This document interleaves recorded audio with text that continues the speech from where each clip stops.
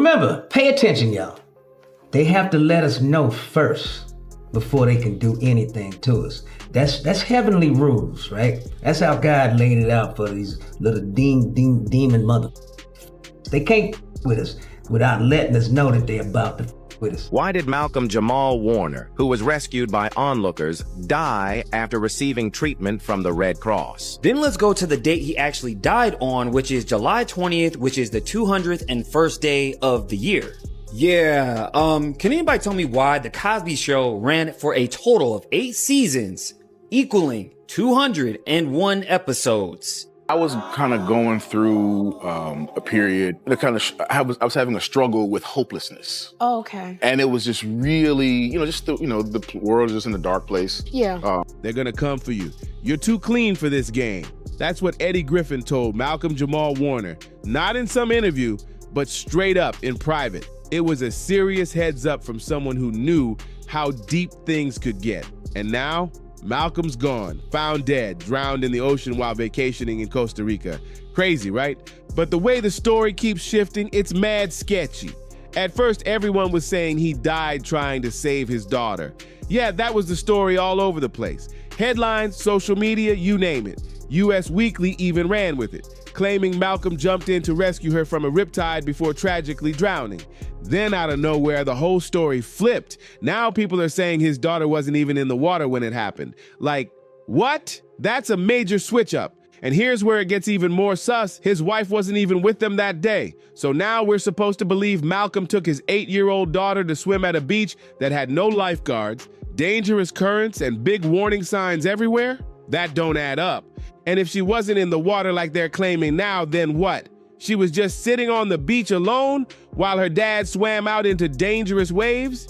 Nah, that's not the Malcolm people knew. He adored his family. He prayed hard for that little girl and talked all the time about how he manifested her into his life.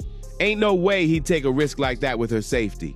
So even before conception, we were very clear we were having a girl. And I knew that I needed a girl first to kind of ease me into it, because I have a pretty good idea of what kind of father I would be. Mm-hmm. So I needed a girl to kind of, slow me down and warm, soften me up, if you will. So for me, raising my daughter, I came into fatherhood already with a certain maturity and certain understanding of male-female dynamics. And with a girl, all of that starts with the father. So I've always, since I literally pulled her out of my wife. Even in his last interview, just before everything went down, Malcolm was all heart, talking about how his wife and daughter were his whole world. You could feel the love in his voice. Met my wife through a mutual friend. I've never second-guessed it. We've been together almost 10 years, and we have never had a fight, an argument, a raised voice, or a harsh word said to one In another. 10 years? I was like, if I'm going to have a kid, this is the person that I would want to have it with. I talk about them because there are obviously the hugest parts of my life, the best parts of my life, the best decisions I've ever made. So now people are asking, what really went down on that beach in Costa Rica? Because Eddie Griffin didn't pull that warning out of thin air. He's been in the game for decades. He's seen the pattern. He knows the setup. Eddie saw the kind of heat Malcolm had on him. A black man in Hollywood with no scandals, no handlers, and no wild headlines? That's rare. Malcolm wasn't out here spiraling or causing scenes. He was doing the opposite. He was speaking up, standing tall, and trying to show young black boys that you can live clean and still win. That kind of energy, the industry doesn't celebrate it. They shut it down. And he says, the thing about a black boy is you don't necessarily want to beat a black boy. What you want to do is you want to love him so divinely. You want to love him so fiercely that your disappointment will kill him. You want to adore him so much that the last thing he wants to do is disappoint you. Malcolm never sold out.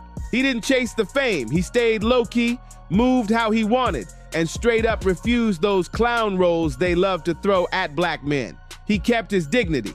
He was watching from the sidelines, linking back up with real ones like Dave Chappelle and Mos Def, others who also dipped out from the machine. That's when Eddie started pulling him aside, telling him stuff like, "They'll come for you if you stay clean. They don't like clean. So if Malcolm's death feels off to you, you're not the only one." People are starting to connect the dots, especially with how the media keeps dancing around the real story like they're scared to say it loud. Right after news of Malcolm Jamal Warner's death hit the headlines, the first story was that he and his 8-year-old daughter were both in the water and got caught in a rip current. That version spread fast. People were heartbroken. But less than 48 hours later, Costa Rica's Judicial Investigation Agency dropped a whole different version. They confirmed that Malcolm had been playing at the edge of the water with his daughter, but then said she was already out of the water when the rip current dragged him in. Wait, what? The updated statement claimed that he and a friend got pulled in, and only the friend made it out alive. And there's more. They also switched up what they said about the rescue attempt. At first, reports said one guy tried to save Malcolm and nearly drowned too. But now, the officials are saying it wasn't just one person, it was a group of people who pulled Malcolm from the water. And get this, they're claiming that 3 tourists who just happened to be doctors were right there on the beach. So let's get this straight. They saved the other dude but couldn't save Malcolm. 3 doctors on site and none of them could bring him back. People ain't buying that. It's not adding up. The fact that the story keeps flipping like a bad script is enough to make anyone raise an eyebrow. You don't have to be deep into conspiracies to feel like something's seriously off here. And locals, they've been speaking out too, saying Playa Cocos, where this happened, is known for rough rip currents and no safety measures, no lifeguards, no warning enforcement, just danger waiting to happen. And now people are questioning if this was just a tragic accident or something deeper. There have been actual academic studies calling Playa Cocos the most dangerous beach in Costa Rica. Even Olympic-level swimmers have struggled in those brutal rip currents. And yet, we're supposed to believe Malcolm knowingly took his daughter there to swim, while his wife stayed back at the hotel? That already sounds off. And where were the lifeguards that day? Nowhere. The local Volunteer Lifeguard Association straight up admitted the beach was basically unpatrolled, blaming it on limited resources. But still, there are drowning warning signs posted all over the shoreline. So let's really break it down. So this is the beach where all this unfolded, but really, as soon as you get here, even before you get onto the beachhead, you can see some warning signs for people who are coming to enjoy the day here. It says, Corrientes de resaca todo el año. Basically warning people there is a current here throughout the year. You can see there are warnings for surfers, there's warnings about wave conditions, and then take a look at this. This massive sign says you can survive a rip current. Clearly, they're warning people about the conditions that can develop, and unfortunately, the conditions appear to have pulled out Malcolm Jamal Warner over the weekend. First, they ran with the tragic hero dad saves daughter angle, then boom, they wiped that version out and went totally silent. Meanwhile, this wasn't just any beach. It's a well-known danger zone with zero real protection and signs screaming, "Don't swim." That's not just suspicious, it's screaming for attention. If this was just a freak accident, why is the story getting edited like a movie script? Why let the public believe Malcolm's daughter nearly drowned alongside him, only to quietly change it up later when it didn't match the new version? And why hasn't there been any official press conference? No footage, no aftermath clips, just silence. It's eerie. When you remember what Eddie Griffin warned, how they don't like folks staying clean, how they'll come for you if you don't play their game, it all starts to feel way too planned, like someone knew this day was coming and just waited for the right moment. Now you might be asking, why would they even want Malcolm gone? Well, Malcolm wasn't like the rest. He didn't play the Hollywood puppet game. He refused to wear dresses for laughs or take degrading roles. And he wasn't quiet about it either. He openly called out the system, saying white producers and studio executives push black actors into humiliating roles. That kind of truth-telling, it shakes things up, and not everybody wants that noise. Back in 2021, Malcolm dropped a powerful op-ed for the Television Academy, and he didn't hold back. He called out how white executives, writers, producers, and directors still control the image of black people on TV, Straight up, he said these folks are the gatekeepers of how black stories get told. He pointed out that even during those rare times when Hollywood pretends to hand over the reins to black creatives, it's usually just for show. Cycles where the gate hinges loosen slightly, is how he put it. But the stereotypes, they still stay in play, just dressed up with fancy job titles and higher income levels, same mess, different packaging. And then there was Malcolm's podcast, Not All Hood, where he got even more real. He exposed how the media keeps treating black folks like we're all cut from one mold, pushing the same tired stereotypes again and again. You know, the reason for the title is combating the narrative of black life, black culture that the media focuses on. And you know, that we're all one thing. Yeah, and the whole concept is, you know, we're not all hood. The black community is not a monolith. There's so many levels and lanes to the black community. He wasn't having it. He also didn't stay quiet about the state of modern rap and hip hop. Malcolm spoke out hard against the toxicity, the misogyny, the fake masculinity, the poison in the lyrics. He called for healing, unity, and real accountability in the community. But let's be honest, that's not the kind of message the big record labels want out there. There should be a moratorium on both of those words in hip hop because it's low-lying fruit. It's so easy. Everybody does it to the point that it's corny.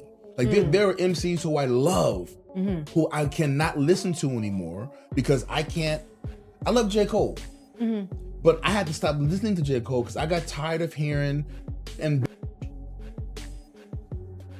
as much every as 2 sentences because he's proven himself to be such a incredible lyricist that you think it's just too low-hanging fruit for him to use those words. They're too busy cashing in on chaos and division. And when that whole Kendrick versus Drake drama popped off last year, Malcolm didn't jump in like everyone else. He refused to pick a side. Instead, he said the whole thing was just a big distraction. He even said it's sad how hip-hop only gets major attention when it's about beef, violence, or some negative spin. Malcolm wasn't trying to play the game, he was challenging it. Every chance he got, he pushed back against the machine.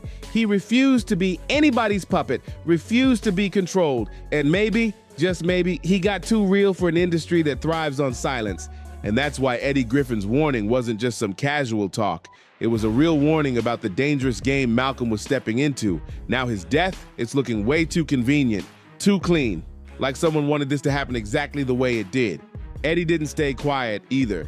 He made it crystal clear how serious this was. In a heavy tribute on Instagram, he wrote, "My heart is heavy today, for what the world lost was a father, a son, a poet, a musician, an actor, a teacher, a writer, a director, a friend, a warrior that I had the pleasure of going to war with against the Hollywood machine." That wasn't just grief, that was a coded message.